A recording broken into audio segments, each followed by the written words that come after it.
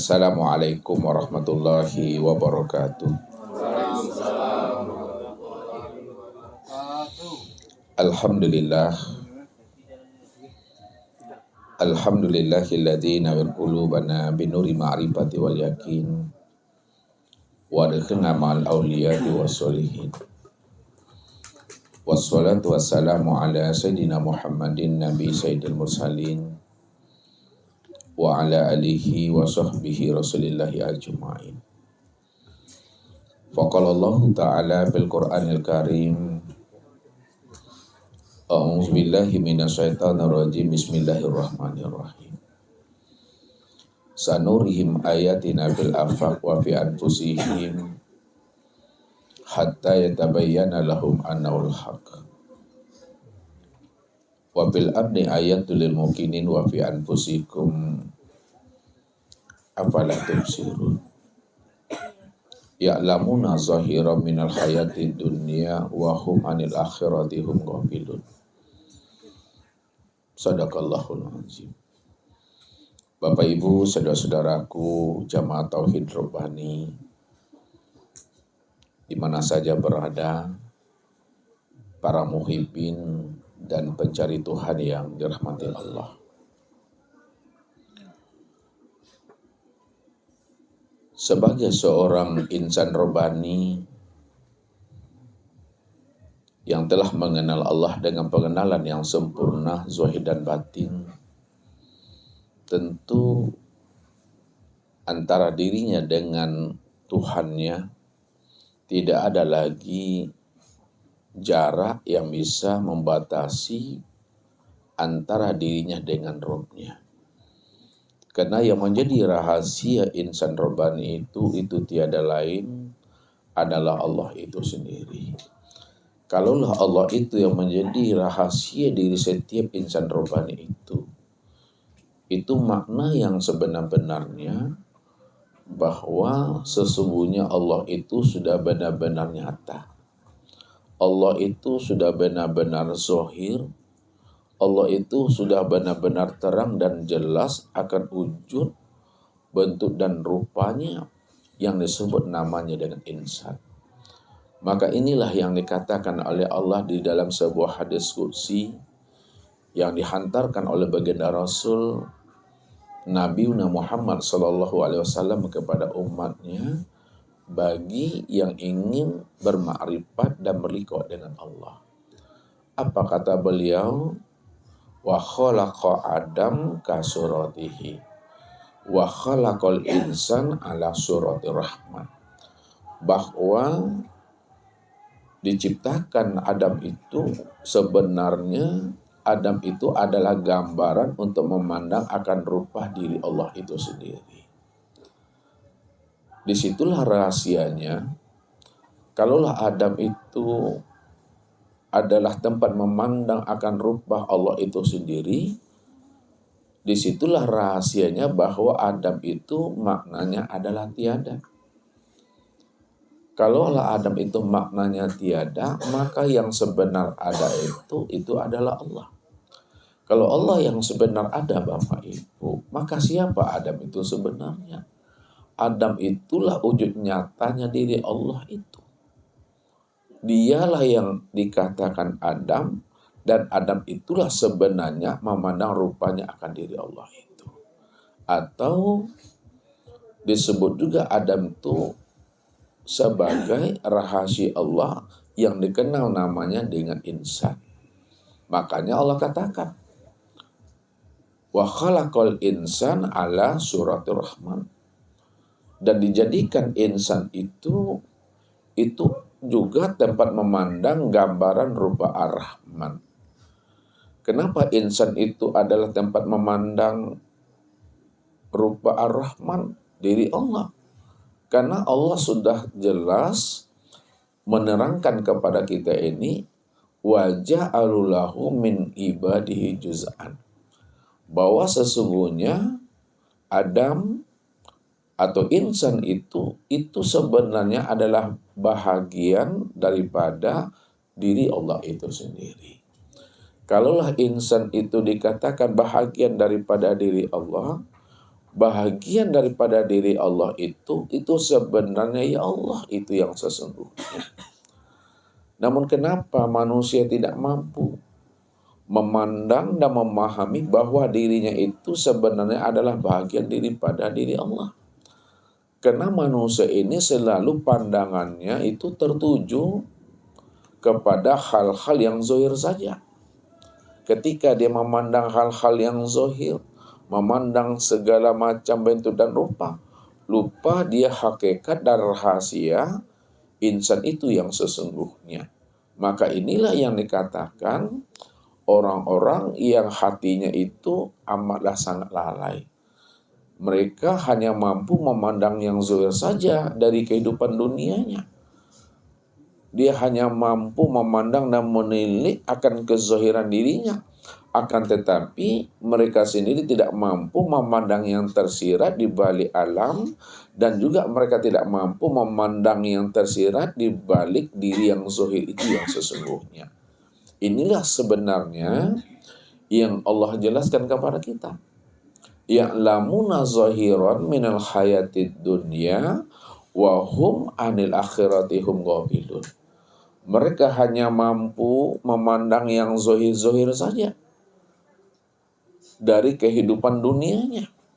Akan tetapi mereka tidak mampu memandang sisi batin, tidak mampu memandang rahasia di balik yang zahir itu. Maka ketika itulah sebenarnya pada saat mereka tidak mampu memandang yang batin, tidak mampu memandang akhirat pada yang dia pandang, maka itu yang dikatakan Allah adalah hati yang amat lalai. Lalainya itu Bapak Ibu adalah lalai tidak mampu memandang dan menilik serta menyentar dan menyilau akan wujud kezahiran nyatanya Allah itu pada dirinya. Padahal dirinya itulah sebenar-benarnya wujud kesempurnaan memandang diri Allah itu. Kalaulah Allah itu adalah tempat memandang akan segala yang wujud, sementara Allah itu sudah nyata pada insan ini. Makanya ketika insan itu sudah mampu memahami akan rahasia wujud dirinya yang sebenar-benarnya, ketika itulah sebenarnya dia paham, dia sadar dan mengerti bahwa dirinya inilah sebenarnya diri yang dia cari di dalam hidup ini. Nah, inilah yang dikatakan namanya orang yang cerdas itu. Inilah yang disebut namanya orang yang telah putus. Inilah yang disebut namanya orang yang telah kasab. Orang yang cerdas, orang yang putus, orang yang kasab itu tidak ada lagi namanya tirai dan penghalang bagi dirinya itu untuk memandang akan wujud nyatanya Allah itu yang sebenar-benarnya. Nah, inilah tujuan hakikat kehidupan yang kita lalui dan kita jalani di alam dunia ini. Bagaimana kita benar-benar mampu mengenali akan seamal dan sejati diri kita ini. Tentunya kita sudah bisa mengkhatamkan, sudah bisa kita menemui akan seamal dan sejati diri kita ini sebelum roh itu melepaskan akan cangkangnya itu. Sebelum roh itu melepaskan akan tubuh jasmani ini. Jadi sebelum roh itu melepaskan akan cangkangnya atau tubuh jasmani ini, kita ini mestinya telah khatam untuk memandang, untuk bermusyahadah dan bermuwajahah dengan Allah itu. Jadi kalau kita tidak mengenali akan si akmal dan sejati diri, tidak lain adalah Allah, maka tentulah kita ini termasuk orang-orang yang lalai yang Allah katakan. Bahkan Allah katakan orang yang lalai itu adalah orang yang buta, dan orang yang buta itu adalah orang yang tersesat itu. Padahal Allah mengatakan, wa anna ila rabbikal muntaha, inna lillahi wa inna ilaihi raji'un. Bahwa Allah itulah sebenarnya tempat berpulang dan kembalinya kamu. Jadi akhir daripada kesudahan hidup, akhir kesudahan daripada perjalanan diri kita ini di alam dunia ini, itu tiada lain adalah Allah.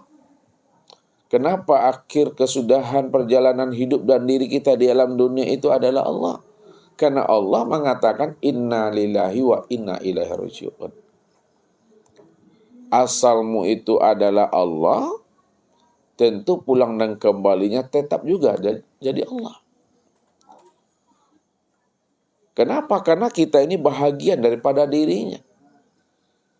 Kalaulah kita ini dikatakan bahagian daripada dirinya, maka bahagian itulah yang disebut namanya wujudullah. Bahagian itu yang disebut namanya ainullah. Bahagian yang dikatakan wujudullah dan ainullah itu yang disebut namanya Muhammad. Muhammad itulah yang katakan kezahiran nyatanya memandang akan Allah itu yang sesungguhnya. Jadi kalau kita sudah menemui akan seamal dan sejati diri kita, maka ini namanya kita telah mati sebelum habisnya usia umur itu. Ini yang dijelaskan oleh baginda Rasul kepada umat ini tentang rahasia daripada Abu Bakar As-Siddiq. Apa kata beliau? Mutu qabla anta mutu. Wa man arada mayit yamsi ala wajil ardi falyanzur ila Abi Bakar. Matikalah dirimu sebelum dirimu mati. Matikan dirimu sebelum ajalmu sampai. Dan barang siapa yang berkehendak, berkeinginan melihat mayat berjalan di muka bumi ini, maka pandang dan lihatlah kepada Abu Bakar. Abu Bakar itulah orang yang pandai mati, dan Abu Bakar itu pula adalah orang yang pandai hidup. Maka beliaulah sebenarnya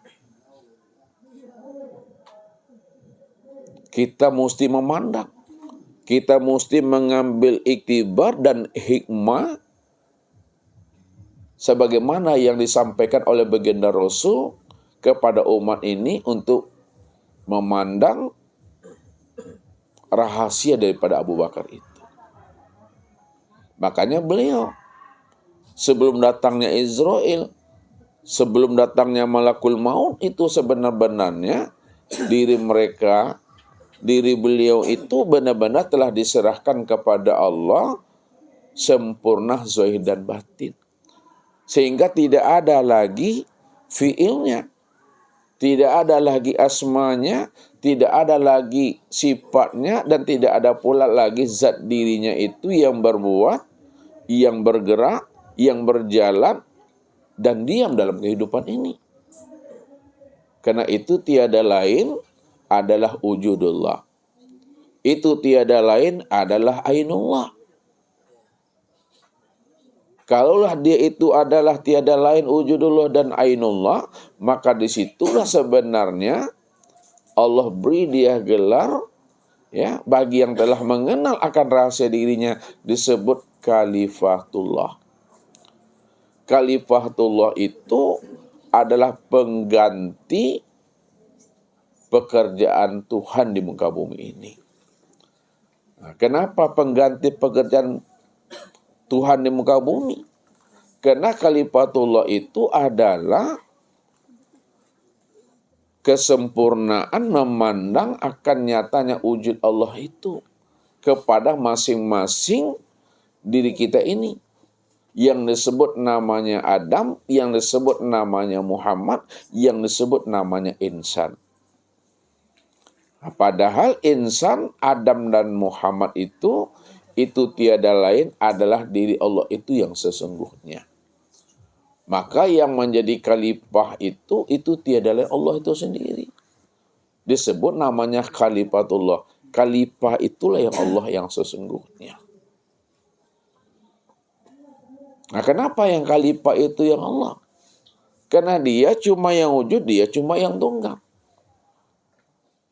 Kalau dia cuma yang wujud dan dia yang tunggal, maka tidak ada gelar khalifah itu yang dititipkan, yang disematkan kepada sesuatu yang tidak pernah ada. Yang ada itu hanya dirinya. Kalau yang ada itu adalah dirinya, maka yang khalifah itu tiadalah dirinya sendiri. Maka disebut khalifatullah.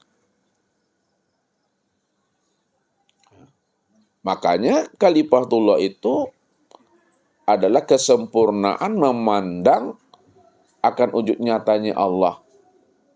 Begitu kita ingin menghantarkan pemahaman ini. Ya. Mesti sampai kepada pemahaman yang sudah sidratul muntaha namanya. Pemahaman yang telah putus, pemahaman yang sudah sampai, pemahaman yang benar-benar telah habis. Bukti habisnya, bukti putusnya, bukti sampainya. Betul-betul tidak ada lagi kata dan suara yang bisa kita utarakan, yang bisa kita sebutkan. Udah hilang akal kita ini untuk menganalisanya. Karena memang dialah segala yang wujud, dialah segala yang zahir, dan dia pula segala yang batin. Makanya orang-orang yang dikatakan ahlullah, tidak ada lagi bahasanya ingin merasa-rasakan kehadiran Allah. Ya. Kalau masih merasa-rasakan kehadiran Allah itu pada alam dan pada dirinya ini, masih terpandang juga ada diri yang lain selain daripada dirinya. Jadi tidak ada lagi bahasa merasa, ya, karena memang dia yang wujud dan yang nyata. Ya. Jadi tinggal kita itu sami'na wa ta'na. Tinggal kita ini hidup ini menjalani akan takdir masing-masing. Inilah yang mesti kita pahami, iman yang isbatul yakin itu. Jadi iman yang isbatul yakin adalah iman yang benar-benar yang sudah terpatri, iman yang sudah tertanam, iman yang sudah kuat di dalam rahasia hakikat dirinya. Jadi kalau iman kita ini telah tertanam dan telah kuat di dalam rahasia hakikat diri kita ini, insya Allah kita tidak akan pernah bimbang, tidak pernah kita itu terombang-ambing dalam menjalankan suatu cita dan sandiwara Allah di muka bumi. Kita akan kembalikan semuanya kepada Allah. Tapi apakah kita mampu memulangkan dan mengalihkan semua urusan ini kepada Allah kalau kita tidak mengenal akan Allah itu? Mungkin kata-katanya dia memulangkan, kata-katanya dia mengembalikan, tapi batinnya ini masih buta. Batinnya ini masih bimbang dan ragu. Kemana mesti dipulangkan dan kemana mesti dikembalikan.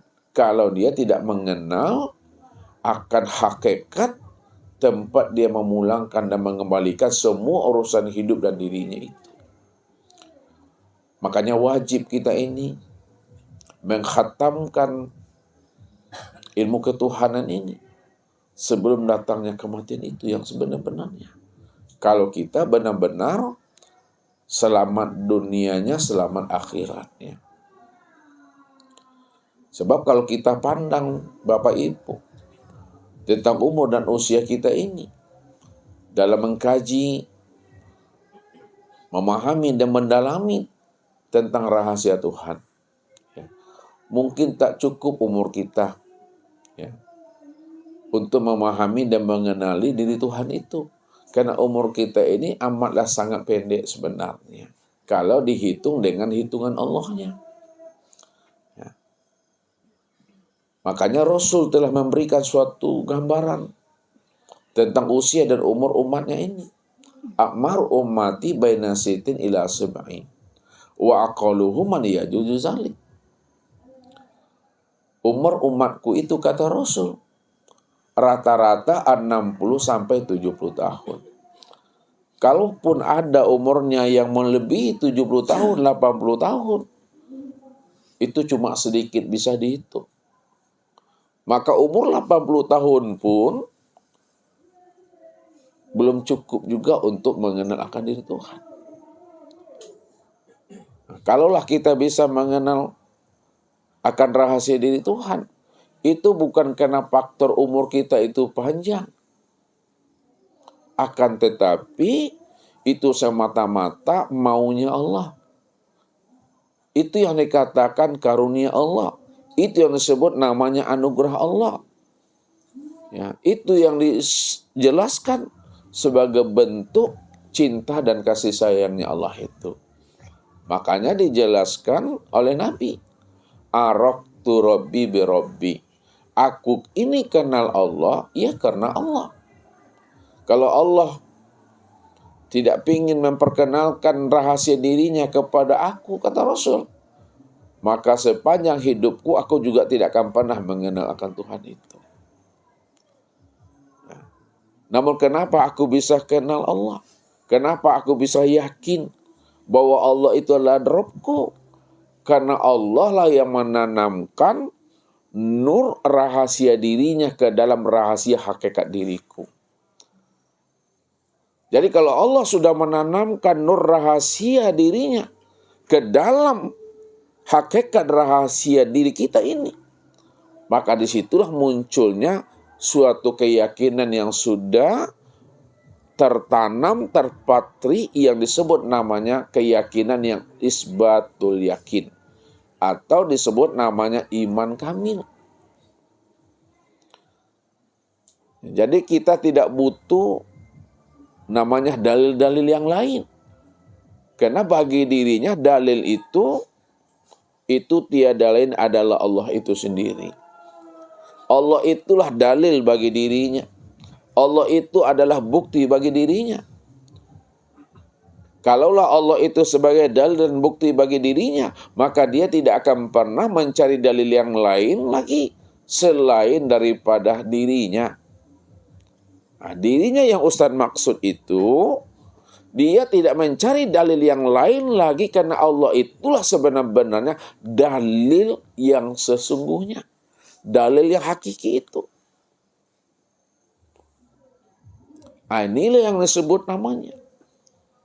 Orang yang dibimbing, orang yang dituntun, orang yang Allah berikan namanya ilmu hikmah. Orang yang diberikan oleh Allah namanya ilmu laduni. Maka orang yang mendapatkan ilmu hikmah, orang yang mendapatkan ilmu laduni, itu sebenarnya rohaninya itu benar-benar ditarik Tuhan. Ditajrid oleh Allah. Disentak batinnya oleh Allah itu. Jadi kalaulah rohani kita ditarik dan disentak oleh Allah, itu makna yang sebenarnya Allah langsung yang membimbing dan menuntun dirinya. Karena Allah ingin dikenal. Jadi kalau Allah ingin dikenal, bagi hambanya yang dia pilih, maka tidak butuh bagi hamba itu bertahun-tahun untuk mengenal akan diri Allah itu. Nah, ini yang selalu Ustadz kiaskan kepada kita dalam suatu kalam. Kalau Nabi menghantarkan rahasia diri Allah kepada umatnya masanya 13 tahun. Namun bagi dirinya, bagi bapak ibu yang dipilih oleh Allah, bisa jadi cuma 3 tahun. Nah, kalau orang lain mendapatkan pemahaman tentang rahasia Allah kepada dirinya 3 tahun, boleh jadi bagi diri bapak ibu cukup 3 bulan saja. Kalau orang lain mendapatkan pemahaman tentang rahasia diri Allah itu 3 bulan, bagi bapak ibu cukup 3 minggu saja. Nah, bagi orang lain mendapatkan pemahaman tentang rahasia diri Allah itu 3 minggu, bagi dirinya hanya 3 hari saja. Kalau orang lain mendapatkan pemahaman tentang rahasia diri Allah 3 hari, bagi dirinya cukup 1 jam saja. Begitulah sebenarnya proses tajrid itu. Itu mau-maunya Allah Bapak Ibu. Maka dalam pemahaman Dan pengenalan tentang rahasia Allah itu ada yang disebut namanya ilmu ikhtiari. Ada pula disebut namanya ilmu zauq. Ilmu ikhtiari itu butuh usaha, butuh pemahaman dan pendalaman, butuh analisa, butuh waktu yang cukup panjang. Masa yang kita habiskan di dalam pencarian dan pengenalan diri kita ini kepada Tuhan.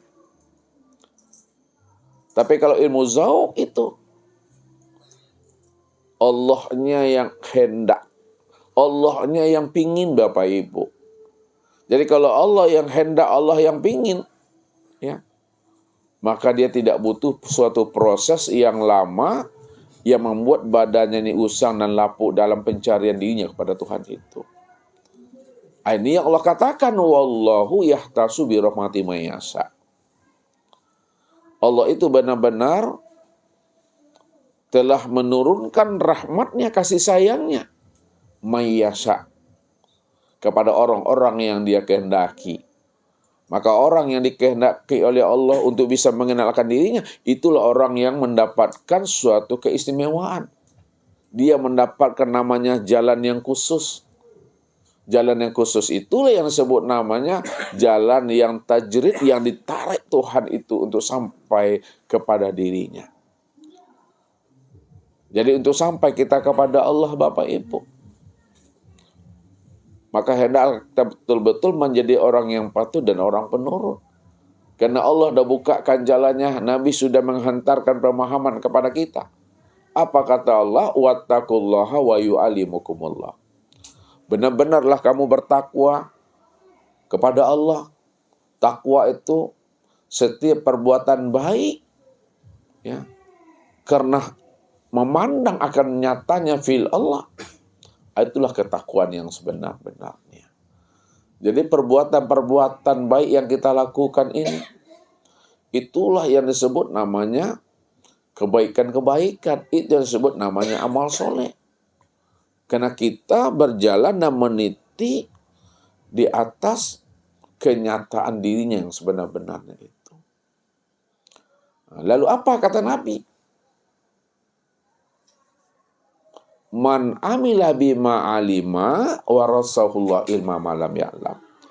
Barang siapa yang mau mengamalkan suatu ilmu, yang mau dia memudawamakan suatu ilmu, yang mau dia mewiridkan suatu ilmu, yang mau dia mengamalkan dan menghidupkan suatu ilmu yang dia dapatkan. Apakah ilmu sabar? Apakah namanya ilmu ikhlas? Apakah namanya ilmu tawakal? Allah pasti, kata Rasul, menurunkan ilmu laduni bagi dirinya tadi. Maka itulah wasilah-wasilah, itu adalah jalan-jalan Tuhan untuk membawa kekasihnya sampai kepada dirinya. Nah, kalau kita sudah memahami akan rahasia ini dibukakan oleh Allah melalui lisan Nabi kepada diri kita, maka disitulah kita mesti istiqomah berjalan lurus di atas jalan hidayah petunjuknya. Ini yang ingin Allah kehendaki kepada diri kita ini. Wa law istaqamu ala tariqati la asqainahum man ghadaqa wallazina jahadu fina lanahdiyannahum subulana. Jikalaulah hambaku di mana dia telah yakin dan beriman kepada aku, dia tidak bimbang dan tidak ragu, dia beriman kepada aku. Lalu dia imtisalul amri wa yajatanibun nawahi. Dia melaksanakan perintah Allah dan menjauhi larang-larangan Allah. Maka aku berikan kepada dirinya, kata Allah, hidayah. Aku berikan kepada dirinya petunjuk. Aku berikan kepada dirinya namanya ilmu hikmah yang tidak akan pernah habis-habisnya. Dan aku bentangkan jalan itu seluas-luasnya dan selebar-lebarnya kepada dirinya. Jadi kalau Allah sudah bentangkan jalan kepada kita ini selebar-lebarnya, maka apa yang Allah katakan? tamsuna bihi. Berjalanlah kamu di atas jalan yang aku bentangkan itu, kata Allah. Kalau Allah yang menyuruh kita berjalan di atas jalan yang Allah bentangkan kepada kita, itu artinya Allah sedang menunggu penantian kita datang kepada dirinya itu. Disitulah bahagia, disitulah senang dan gembiranya Allah itu menunggu penantian kita untuk usul kepada dirinya. Maka siapa yang bermujahadah, bersungguh-sungguh, datang kepadaku dengan berjalan saja, kata Allah, aku itu datang kepadanya dengan berlari. Itulah ungkapan bahasa rohani. Itulah ungkapan bahasa Tuhan yang ditangkap dengan jiwa yang telah bening memandang akan kerinduan kita untuk bisa kita liqa bermusahadah dengan Allah itu.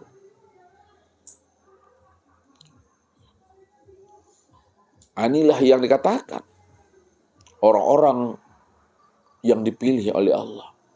Kalau dia tidak dipilih oleh Allah, kita tidak dipilih oleh Allah, tentu tidak ada terlintas dan terbetik di dalam hati kita itu untuk bersungguh-sungguh menjumpai akan dirinya. Jangankan bersungguh-sungguh untuk menjumpai akan dirinya, terbetik dan terlintas pun tidak ada di dalam rahasia diri kita itu untuk mengenal lebih dalam dan lebih dekat lagi siapa Tuhan yang sebenar-benarnya dan siapa pula dirinya yang sesungguhnya. Bagaimana akhir kesudahan hidupnya, itu nggak terpikir bagi dirinya. Ini disebabkan apa, Bapak Ibu? Karena rohani dan jiwanya itu telah dipermainkan oleh dunia. Rohaninya itu telah diramaikan oleh nafsu.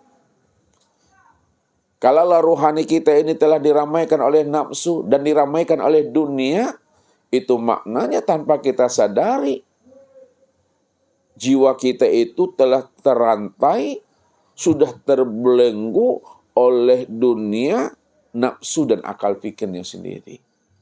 Cuma mereka tidak menyadarinya. Kalaulah setiap kita ini mampu menyadari akan hal itu, tentu kita bersegera untuk mengenali akan Tuhan itu. Karena memang Allah itulah hakikat daripada segala sesuatu.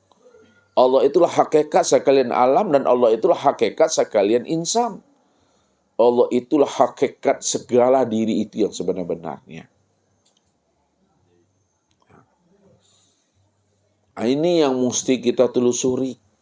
Mesti kita sampai kepada makom Tuhan itu yang sesungguhnya. Tapi itu bukan ucapan, bukan omongan kosong. Akan tetapi kalam-kalam itu kena ada keinginan kita untuk mengenali lebih dekat lagi siapa Tuhan itu yang sebenar-benarnya itu. Makanya Allah ingatkan kepada diri kita ini, supaya kita ini termasuk orang-orang yang beruntung dalam kehidupan dunianya, beruntung dalam kehidupan akhiratnya.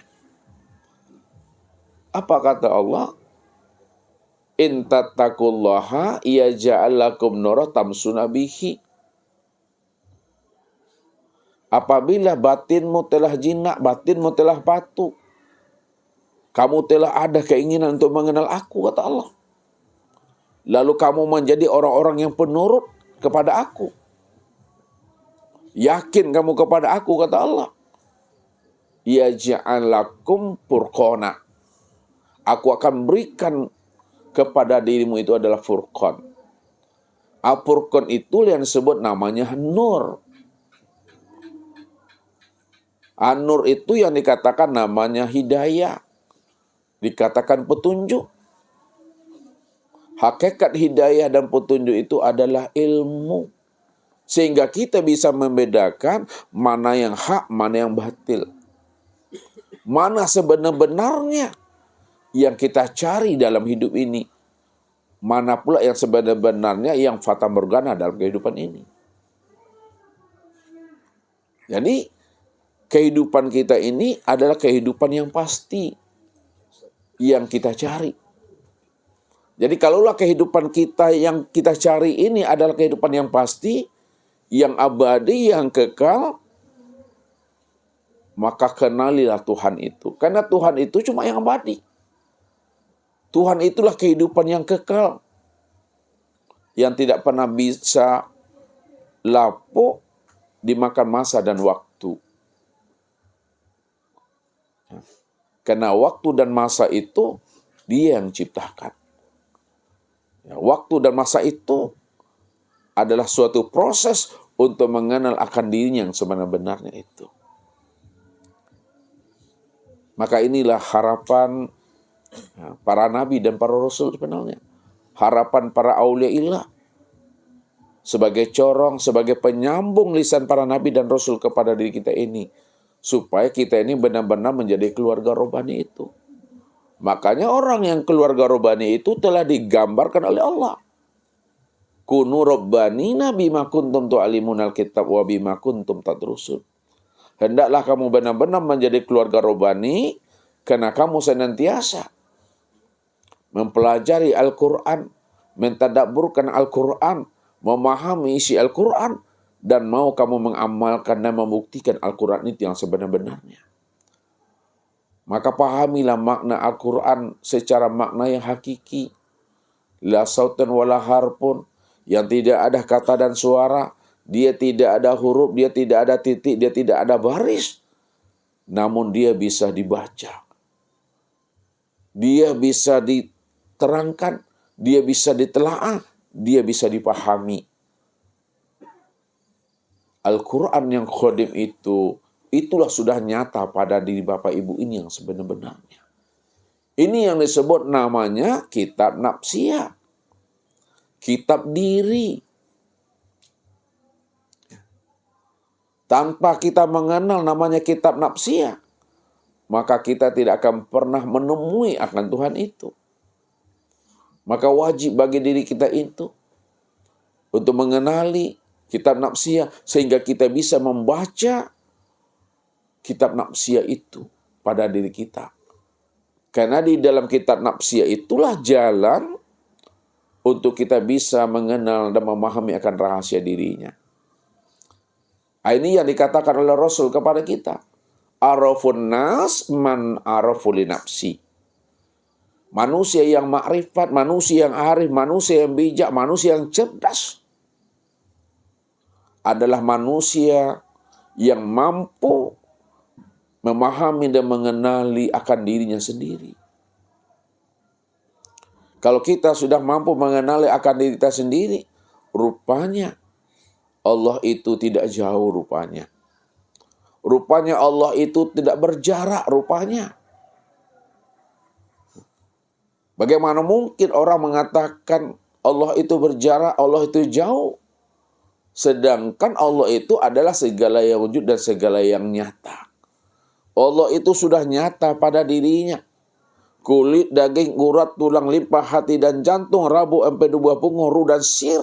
Itulah wujud kezohiran nyatanya akan Allah itu yang sebenar-benarnya. Nyatanya itu sudah bisa dipegang. Nyatanya itu sudah bersalaman. Nyatanya itu benar-benar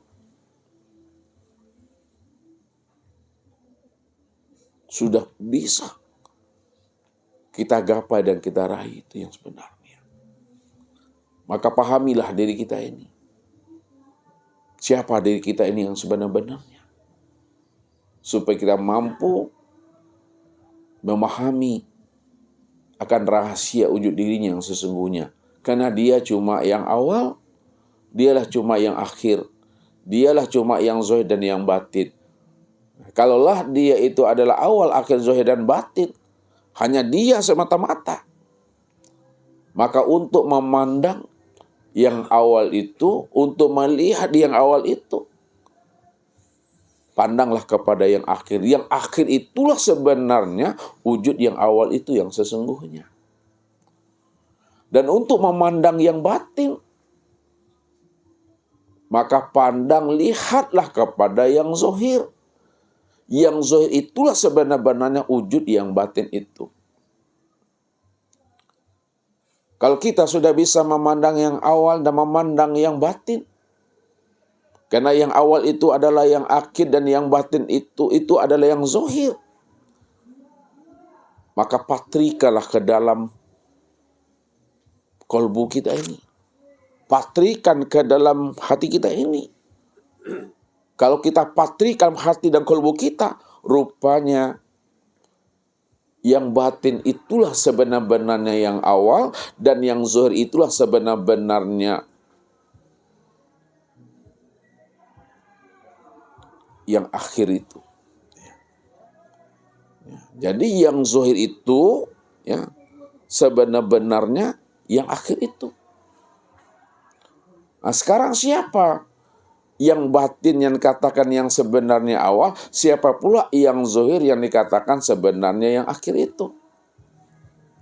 Yang batin itu sebagai awal, wujud yang awal, itulah yang disebut namanya dengan zat.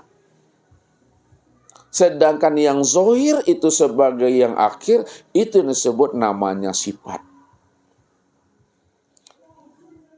Jadi jikalaulah yang batin itu sebagai wujud yang awal dan yang zahir itu sebagai wujud yang akhir, lalu siapa sebutannya? Nah, sebutan daripada nama daripada yang batin itu adalah zat. Nah, sebutan daripada yang zahir itu yang dikatakan akhir itu adalah sifat. Lalu siapa zat dan siapa sifat? Sifat itu kelakuannya. Sedangkan zat itu adalah dirinya. Kalaulah zat itu adalah dirinya, siapa nama dirinya? Kalaulah sifat itu adalah kelakuannya, siapa pula nama kelakuannya? Jadi zat itulah yang bernama Allah. Sedangkan sifat itu yang bernama Muhammad. Kalaulah zat itu yang bernama Allah, sifat itu yang bernama Muhammad, apakah berpisah Allah dengan Muhammad? Apakah bercerai Muhammad dengan Allah? Tidak pernah berpisah cerai. Karena Muhammad itu ada di dalam rahasia Allah.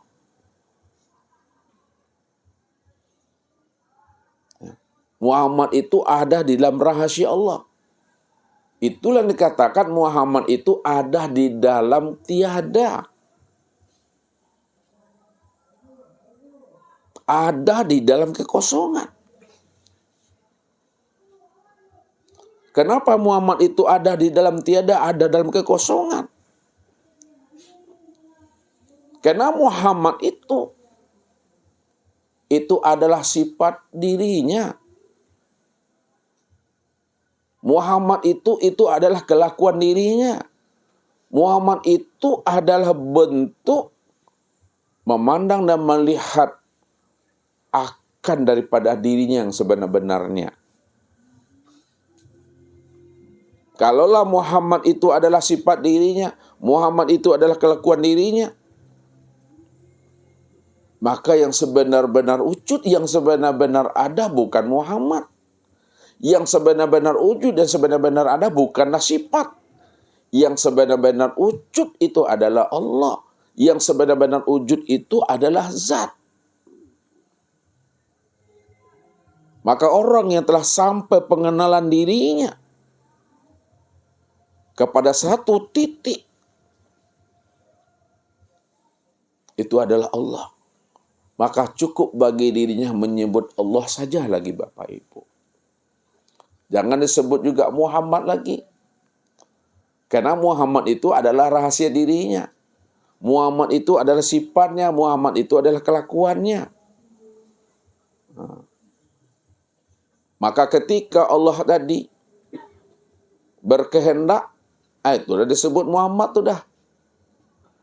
Siapa namanya ketika dia berkehendak? Itu disebut namanya kolbu namanya. Ketika dia berkeinginan, siapa namanya? Muhammad tadi. Itu yang disebut namanya dengan nafsu. Ketika dia memandang, ketika dia mendengar, siapa namanya itu? Itu yang disebut namanya sama dan basar. Begitu memahaminya itu. Jadi, pandanglah satu saja lagi Bapak Ibu. Jangan memandang Muhammadnya, jangan memandang sifatnya. Karena Muhammad dan sifat itu tiada lain adalah kelakuan dirinya sendiri itu. Nah, kelakuan siapa? Ya kelakuan Allah. Perbuatan siapa? Ya perbuatan Allah. Cukup saja penyebutannya Allah saja lagi Bapak Ibu. Ya, kalau udah Allah udah melihat tuh namanya. Kalau udah Allah tuh udah mendengar tuh. Kalau Allah udah berkata tuh udah. Kalau Allah udah mengetahui itu. Kalau udah disebut Allah, itu sudah berkuasa, berkehendak dan hidup dah tuh dah. Kalau udah Allah, itulah disebut Muhammad tuh dah. Kalau udah Allah, artinya disebut Adam tuh dah. Kalau Allah udah disebut insan. Makanya Allah itu dikatakan nama Ismul Al-A'zam itu. Nama yang paling agung, nama yang paling sempurna. Hal ta'lamu lahu samiyan. Adakah nama yang lebih agung? Adakah nama yang lebih sempurna selain daripada nama Allah? Tidak ada yang lain lagi. Hanya dia cuma. Maka Allah itu nama yang agung dan sempurna. Rahasiakanlah nama yang agung. Rahasiakanlah nama yang sempurna itu di dalam rahasia insan tadi. Bungkus dia dengan sebutan insannya. Cuma kita kadangkala karena Allah itu telah dibungkus dengan insannya, maka insan pun tak sadar siapa dirinya itu yang sebenar-benarnya. Enggak pula tahu dia di situ. Karena lama dibungkus. Ya, lama ditutup sehingga tak tahu dia hakikat rahasia dirinya yang sebenar-benarnya yang nyata pada insan itu. Inilah termasuk orang yang lalai tadi. Itulah yang dikatakan namanya orang yang buta. Mudah-mudahan kita semua Bapak Ibu yang dirahmati Allah, termasuk orang-orang yang ahlullah, orang-orang yang kasab, orang-orang yang arif billah, orang-orang yang senantiasa tidak lagi memandang wujud yang lain selain daripada dirinya. Untuk apa memandang wujud yang lain selain daripada dirinya? Karena wujud yang lain nggak pernah ada. Jadi jangan dianggap ada pula bara yang nggak pernah ada. Yang ada itu hanyalah Allah. Yang ada itu hanyalah zat semata-mata. Jadi kalau kita masih memandang ada wujud yang lain selain pada dirinya, pandangan kita itu disebut pandangan yang buta. Itulah pandangan yang batal itu yang sebenar-benarnya. Jadi pandang yang batal itu tidak mampu dia memandang yang hakiki sebenarnya. Yang hakiki itu hanya Allah. Makanya di situ dikatakan kesempurnaan dan keputusan pandang itu kepada Allah saja. Jangan kepada yang lain. Kesempurnaan ilmu dan keputusan ilmu ya pada iman.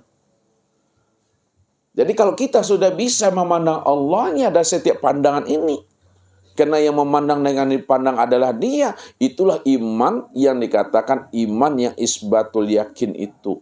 Iman yang sudah mengenal.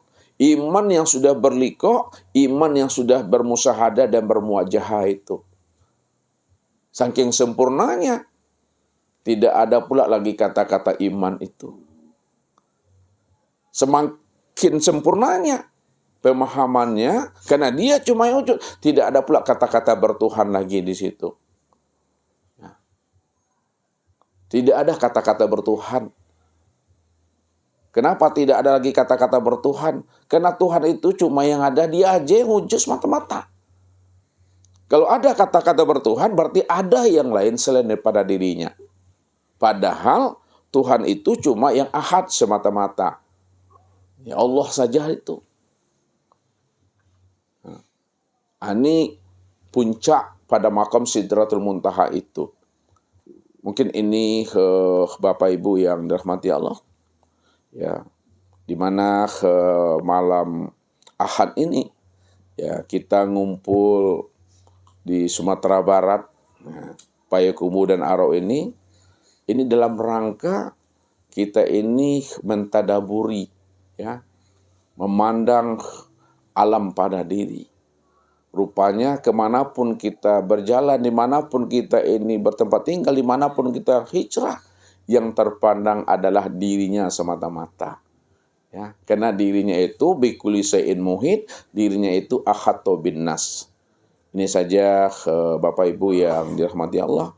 Mudah-mudahan kita semua mampu mengambil hikmah dan iktibar dari setiap apa yang Ustaz sampaikan ini. Karena memang Bapak Ibu, memahami bahasa Tuhan itu tidak segampang dan semudah apa yang kita pikirkan.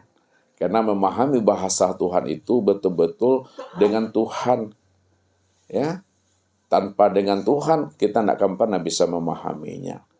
Mudah-mudahan dengan anugerah dan rahmat Allah yang Allah titipkan kepada diri kita, ya, kita bisa mengenal, kita bisa memahami dirinya secara sempurna zahir dan batin itu. Itu saja mungkin yang bisa Ustaz sampaikan. Lebih dan kurang Ustaz sudahi dan sudah akhiri dengan ucapan billahi taufiq wal hidayah. Wassalamualaikum warahmatullahi wabarakatuh.